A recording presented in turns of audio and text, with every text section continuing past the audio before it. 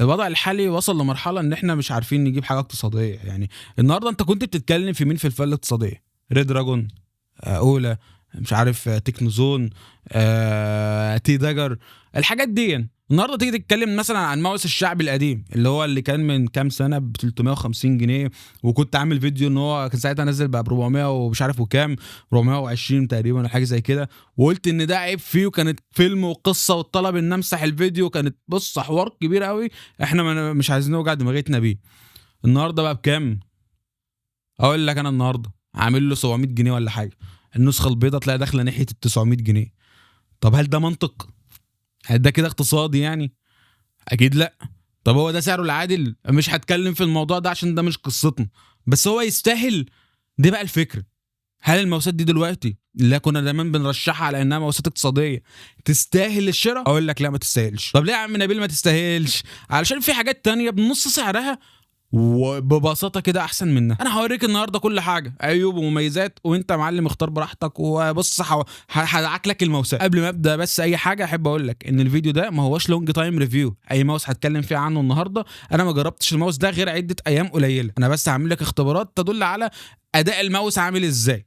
لكن بقى ان انا اخد ماوس ثمنه مثلا 400 جنيه، النهارده يا جماعه احنا بنتكلم عن ماوسات ب 400 جنيه، تمام، واحد ب 400 وواحد ب 500، اقعد اجرب الماوس 6 شهور، سنه قدام، سنتين، لحد ما يبوظ عشان اعرف عمره الافتراضي عامل ازاي ولا السويتشات بتاعته بتعيش قد ايه، ابقى انا كده بهزر. ولو انا عندي القدره ان انا اعمل كده هون، فاكيد برضو الدولار مش هيستنانا. الدولار هتلاقي صح قال لك بسم الله الرحمن الرحيم انا النهارده بكذا، شكرا مع السلامه يا معلم البس. بامانه انا بعمل الفيديو ده النهارده انا الحق ان انا والله كان المفروض انام اصلا ومش فايق قسما بالله، بس قلت انا لازم اخلصه لكم علشان الناس اللي عايزه ماوسات يعني ما تلحقش على حقها انها ما تتدبسش بمعنى صح يعني. طيب مبدئيا كده معاك نبيل، وكون ان انت النهارده مثلا قاعد بتخطط ان انت تشتري ماوس، تاكد ان دي نعمه كبيره جدا جدا من ربنا، تمام، انك في امان. وغيرك فعلا محروم من هذه النعمه، فدعواتك يعني ما تبخلش بدعواتك، ده اللي احنا نقدر نعمله، فتوكل على الله واعمل اللي انت تقدر تعمله. خلينا بقى نتكلم النهارده على اول ماوس، الا وهو ماوس غريب كده اسمه اهو مونستر كي ام 4 اس. ماركه غريبه مش هتلاقي لها اي تفاصيل، مش هتلاقي، مش هتعرف عنها حاجه خالص. انا عن نفسي كنتش عارف اي حاجه، ولما بسيرش عنها ما بلاقيش غير عند هاردوير ماركت تقريبا يعني، فاللي هو تحس ان هاردوير ماركت ده جاي من الديب ويب، والله العظيم حبيب قلبي. ولكن فعلا ده ماوس عامل 400 جنيه. في الفئه دي انت منتظر ايه؟ انا منتظر منه بصراحه ان ماوس بيضغط كليك يمين كليك شمال، بروح بيمين مش عارف بعمل ايه، بفتح بقفل، لكن مش منتظر منه اداء احترافي. يعني بمعنى ان انا مش منتظر يكون السنسور بتاعه خارق حارق، مش منتظر ان هو يكون ماسكته مريحه بقى ومش عارف ايه والماسكه المثاليه. الرفاهيات دي مش موجوده هنا في الفئه دي. مش ما عنديش رفاهيه ان انا اقعد ادور على الديلي القليل ومش عارف ايه. والله زي ما بقول لك المواسات اللي انا ذكرتها لك في البدايه دي اللي عامله النهارده 700 جنيه وكده، هون الديلي فيها اصلا زي الزفت. فما بالك انت بتتكلم في فئه قليله جدا بنص السعر، اقل في بعض الاحيان، فما احنا مش ما عندناش كتير ان احنا نتوقعه، تمام. بس انا بقى هقول لك ان الماوس ده بيقدم لك كل اللي انت عايزه. بص اصلا شكله، اول ما هتبص على شكله كده وتشوف شكل السلك انت هتحدد، بيقدم لك اللي انت عايزه. طيب الماوس بيقدم لي ايه؟ بيقدم لي تصميم حلو مناسب جدا جدا للي ايده كبيره. فكرني دايما بالتصميم بتاع الديس ادر، بيفكرني بالتصميم بتاع الموديل دي، الحاجات دي هو شبهها قوي، واخد كده الفاهم الكاريزما بتاعته. طب تقفيله ممتاز على الله حكايته، بس لطيف يعني، فاهم الحكايه ماشيه، مش اللي هو انت مش هتاخد حاجه بيرفكت يعني، قول الحمد لله ان هو في حاجه زي كده. طيب هتاخد ايه كمان؟ هتاخد حاجه انت مستحيل كنت تتخيلها في الفئه السعريه دي، الديلي المحترم. انا ما بهزرش، الماوس ده انا لما قست الديلي بتاعه شامل الديلي بتاع السويتش بتاعه كمان، كان كله كده على بعضه شاكب راكب 10 مللي ثانيه في المتوسط، وده رقم ممتاز جدا جدا جدا جدا جدا جدا كمان مره في الفئه دي، ومستحيل تلاقيه في الفئه دي. اخر ماوس شفناه في فئه ال 350 جنيه كان مقدم لنا ديلي محترم، كان ساعتها تقريبا 7.5 او 8 مللي ثانيه، كان الجي 102 اللي انا ناسي، كان الجي 102. بس الكلام ده كان من امتى يا معلم؟ سنتين فاتوا. كان الدولار بكام؟ السنتين فاتوا. احنا بنتكلم على النهارده، الماوس ده كده بيقدم لي ديلي محترم جدا، مستحيل تلاقيه عند المنافسين، ومش عايزين نقعد بقى نتكلم كتير في اسامي، فاهم؟ انتوا بقى فاهمين بقى، كل واحد يترجم الكلام مع نفسه يعني. طيب بتاخد ايه تاني؟ وزن خفيف فعلا، والله بجد وزن خفيف فعلا، بدون ذكر اسامي. برضه كان في شركات بتكتب الماوس 88 جرام وهو يتلعب بيه باي، بسم الله ما شاء الله، لان هو ولا 88 ولا بتاع اصلا، ده 88 ده احنا جايبينها كده فاهم انت، بمزاجنا يعني وكاتبينها. لكن الماوس ده انا اللي انا اعرفه يعني، هو هاردوير ماركت قال له ان هو 60 جرام تقريبا، بس انا ما عنديش اي حاجه هنا اوفيشال بتقول انه 60 جرام. ولكن انا ماوسي الاساسي هو اللي هو الجي برو، هو تقريبا 80 جرام، وده اخف فعلا، واضح ان هو اخف، فاهم يعني؟ واضح ان هو اخف فعلا، فاللي هو يعني اسوأ التقديرات هيبقى ناحيه ال 70 جرام. طب ده رقم موجود في الفئات دي برضه؟ لا مش مفيش. ايه تاني؟ انا ما عنديش مشاكل خالص مع الزراير ان اوصل لها من في الجناب نهائي، الزرار بسم الله ما شاء الله كبير، تعرف ان انت توصل له بسهوله. زي ما بقول لك، هو اصلا الماوس ده مصمم للايد الكبيره. الماوس كذلك بيتزحلق كويس جدا على الباده، معامل الاحتكاك بتاعه كويس. الباده طبعا او الماوس فيت بتاعته مش احسن حاجه في الدنيا اكيد يعني، ده اكيد، ولكنها كويس وادائها ممتاز على السعر ده.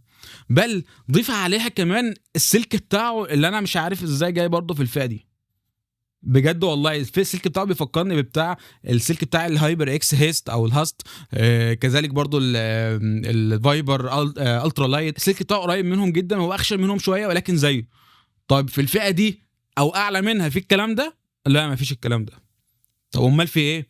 في السلك بتاع المكوه ده اللي احنا عارفينه، هو بريدد وقوي وكل حاجه، والله انا معاك خالص، بس هو كرباج، ما تيجي تلعب بيه هتلاقي الماوس بيتشد منك لا بيبقى سلك عنيف. هنا الكلام ده مش موجود، ومعامل الاحتياج بتاعه قليل جدا جدا، او المقاومه عفوا بتاعته قليله جدا، واداء ممتاز، ما عنديش اي مشكله معاه. هاخد ايه تاني؟ سنسور ممتاز فعلا، انا بتحرك يمين شمال فليك بطير على الباده، بدا بسم الله ما شاء الله قد المكتب يعني، بص 120 سم الباده فعليا، ده بجد والله، وما فيش عندي اي مشكله فيه.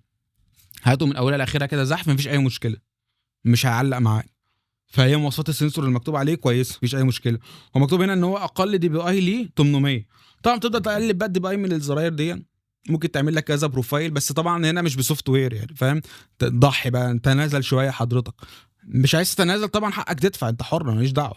لكن انا بتكلم على اللي عايز يشتري حاجه في الفئه دي يبقى فاهم، عشان في ناس بتيجي تشيلني فوق طاقتي، يقول لي اصل مش عارف ايه، اصلك انت مش فاهم ايه.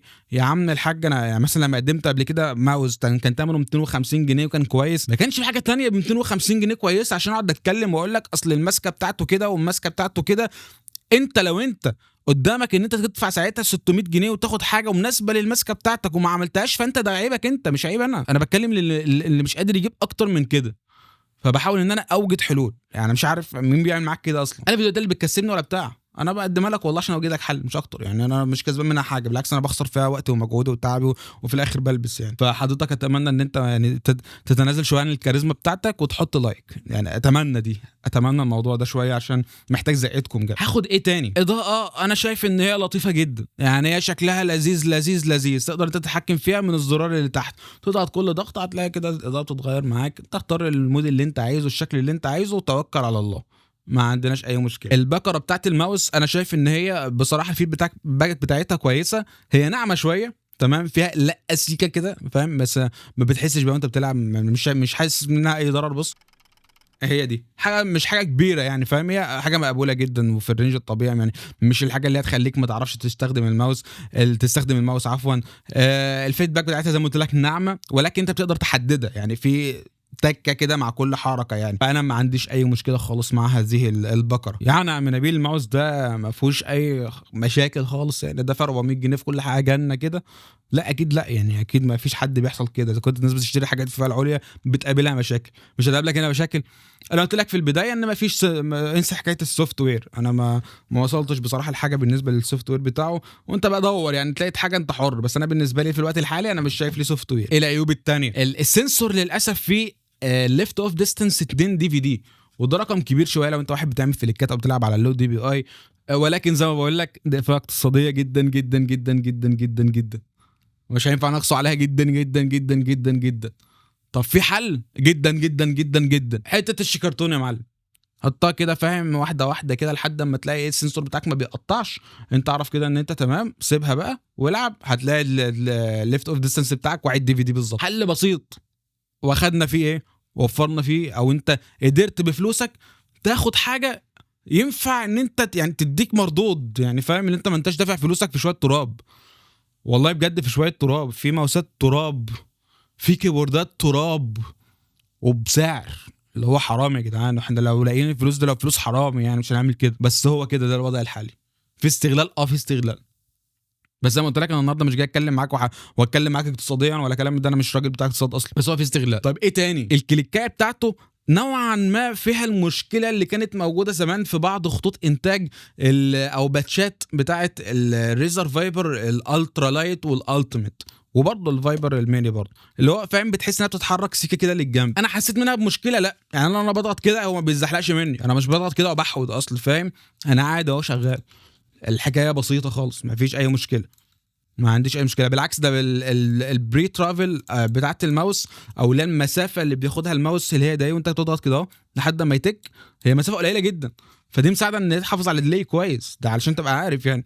فالموضوع لطيف ولذيذ، مش اللي هو ان احتسبها عيب يعني، مش بتاخدني وبتجري بره، دي الفكره يعني. فانا كده تمام، ما عنديش اي مشكله، انت برضه حر، انا بعرفك عشان زي ما بقول لك في ناس بتتحامل عليا بشكل تحس ان انا اللي بصنع وانا اللي بغلي الحاجه، مش فاهم ليه. طيب ايه تاني؟ لا خلاص ما فيش ايه تاني، هو في بس ماوس تاني شبهه جدا جدا، الا وهو اللي هو من غير اس بقى، فاهم؟ هو اسمه كي ام 4 بس. بص يا معلم، هو ده الفرق كله، واحد مخرم والتاني مش مخرم. لو عايز رايي الشخصي، المخرم العادي قصدي شكله الطف بكتير جدا من المخرم بصراحه، يعني مش شايف المخرم شكله لطيف خالص في اي حاجه، ولكن هي بتبقى برضو ايه، اذواق.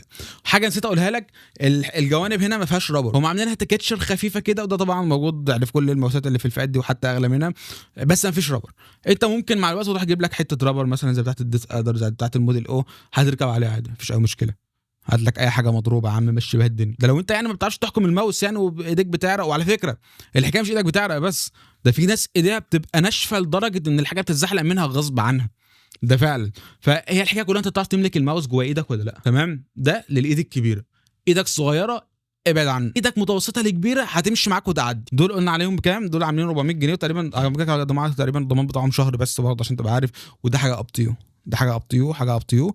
ولكن زي ما بقول لك انت تقارنها مع اللي انت ممكن تجيبه بالفلوس اللي معاك، وشوف لو انت تعرف تجيبه احسن يبقى توكل على الله. يعني انت بس لو قدامك تجيب حاجه من لوجيتك ولا حاجه من اي شركه كبيره يبقى خلاص، انا طبعا مش هقول لك لا يعني هبقى انسان معاق ذهنيا لو قلت لك عكس ذلك يعني. طيب دلوقتي يا عم نبيل، انا لو ايدي صغيره او متوسطه اعمل ايه يعني؟ خلاص يعني انا كده مثلا، لا المره دي بقى انا جاي اكسر لك القاعده، اللي هو احنا المره دي هيبقى في حل لكل الناس. كل مره احنا بيبقى في حل واحد بيبقى مناسب للبعض في حكايه الماسكه والبعض لا، ولكن الموضوع يعني غصب عننا يعني، هو ما فيش الا غيره كويس.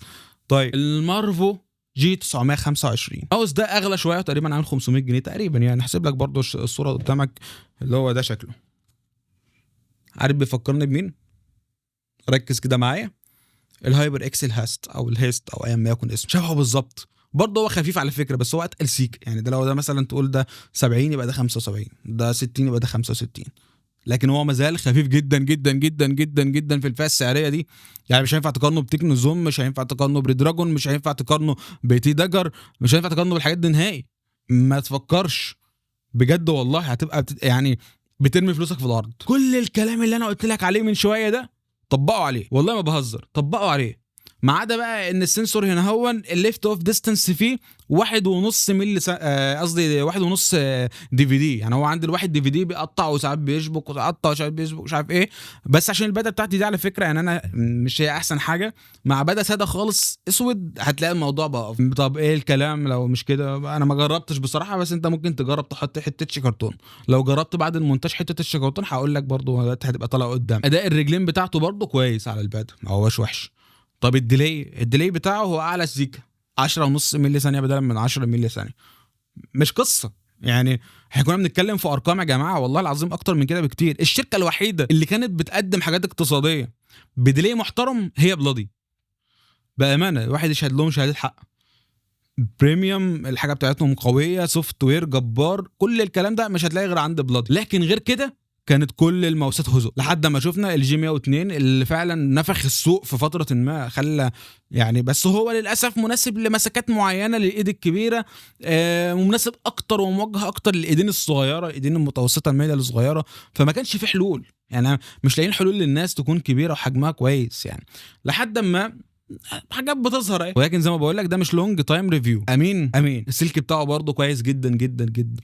هنا مكتوب عليه ان هو ليه سوفت وير، بس انا بصراحه ما اهتمتش ان انا اجرب السوفت وير، ولكن عشان انت بس تغير خصائص الزراير يعني، مش ما تنتظرش منه كتير. برده ماوس برده ار جي بي. مفيش عندي هنا بقى مشكله ان هو بيروح يمين وشمال، لا هو الكليكات بتاعته محكومه جدا على فكره، محكومه جدا. البري ترافل هنا اعلى سيكه ولكنها تظل قليله برده، يعني اعلى سيكه من التاني لكن هي تظل قليله برضو يعني، وده شيء انا شايف ان هو كويس جدا جدا جدا. لو انت ايدك صغيره تعرف تلعب بيه البالم جريب تمام. طبعا انا ايدي فاهم هو ماوس طويل برضو خد بالك، فممكن لو انت ايدك متوسطه برضو هتعرف تلعب بيه. تعرف تلعب بيه كلو جريب لو انت ايدك متوسطه لكبيره او كبيره، تعرف تلعب بيه فينجر جريب لو انت ايدك كبيره. يعني هو اشمل شويه من التاني، يعني هو التاني مميز في حته البالم جريب للايد الكبيره يعني، لان بتبقى حاجه نادره شويه يعني. هو حرفيا بيبقى في حد مثلا تحس ان هو مش كافي في ايده، هو رجله فاهم، بس هي طالعه له هنا اهو، فعايز حاجه زي كده فاهم تبقى حشوم.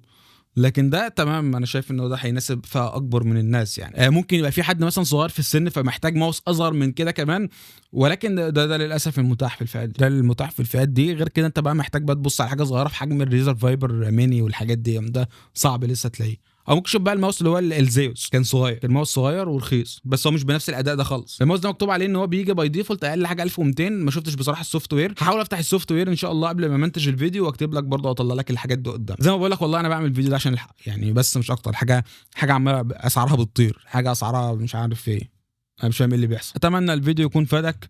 كل اللينكات دي هتلاقيها تحت في الديسكربشن. وزي ما بقول لك دي مش فيديوهات انا بتربح منها اي حاجه، بالعكس انا بقعد احرق نفسي فيها فتره طويله في المونتاج وما الى ذلك. كان معكم نبيل، سلام.